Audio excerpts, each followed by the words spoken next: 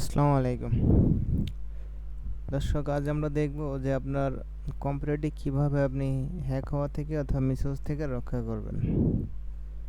সেই জন্য আমরা প্রথমে কম্পিউটারের কিবোর্ড থেকে উইন্ডোজ প্লাস আর প্রেস করব। পরে এখানে রান কমান্ডে গিয়ে আমরা এখানে টাইপ করব sysdm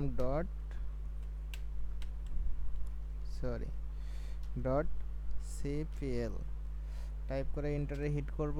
এন্টারে হিট করার পর এখান থেকে আপনার সিস্টেম প্রোটেকশন থেকে কনফিগারেশন থেকে আপনারা এই যে এখানে দেখেন, আপনার কম্পিউটারে যদি সিস্টেম প্রোটেকশন অন করা না থাকে তাহলে এখানে ডিজেবল সিস্টেম প্রোটেকশন আসবে। তাহলে এখানে ডিজেবল থাকলে আপনি যে এখানে উপর থেকে